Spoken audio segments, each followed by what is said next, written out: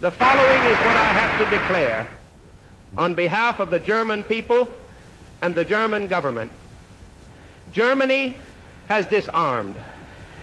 It has fulfilled all obligations imposed by the peace treaty far beyond the limits of fairness, indeed any reason.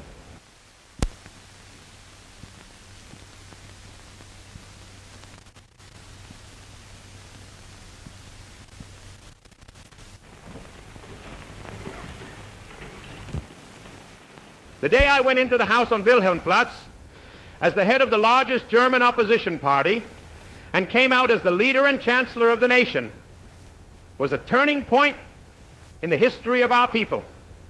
Then, now, and for all time. If Germany, that the German people are economically saved today, they owe this solely to their own leadership and their own work. The foreign countries did not contribute to it at all. The German Peace Army is established. A powerful German Air Force protects our homeland to a new naval and coastal power. In the midst of the gigantic increase in our overall production, it became possible to carry out a buildup without signs. Every institution of this Reich is under the command of the supreme political leadership.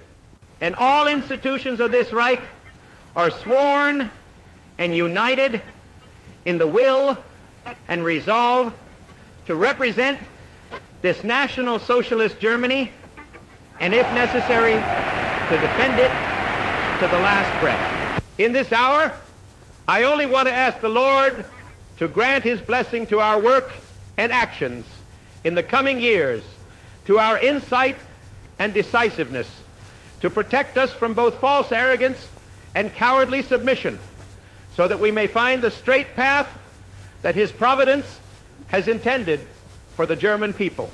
And may it always give us the courage to do our best and never to falter or retreat due to any force or danger.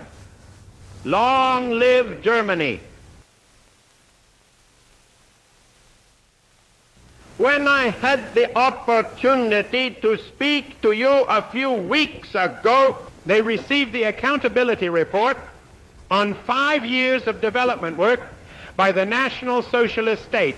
As part of this accountability report, I also addressed the question among the political problems that could only persistently be overlooked in its danger by certain European ignorance. However, it is clear that if a state entity like Austria is created by force and prevented by force from connecting with the motherland, it is destined for economic demise. Then its maintenance is only possible through the continual use of force against the people's natural instinct for self-preservation, which power in the world, however, would calmly tolerate in the long run if at its borders masses numbering 1 million of its own citizens are treated with the utmost cruelty. I left Mr. Schuschnigg in no doubt that there is no German-born Austrian with a sense of national honor and pride who, and if you do not long for and strive for the union with the German people from the depths of your heart, then you are a coward. I proposed to him a path in this sense, which could lead to a gradual internal easing that could gradually erode the differences not only among people in Austria itself, but also between the two German states. I pointed out to Mr. Schuschnigg that it would be the last attempt that would be considered from my side, and that I was determined, in case of the failure of this attempt, to uphold the rights of the German people in my homeland with those means that have always been the only ones left on this earth when human understanding does not heed the command of normal justice.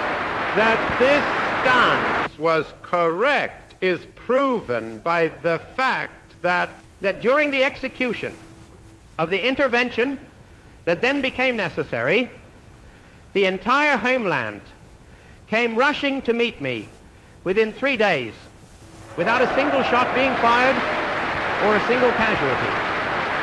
Otherwise, I am happy to have thus now become the bearer of the highest historical mission of the people. What greater satisfaction can there be in this world for a man than to have led the people of his own homeland into the larger national community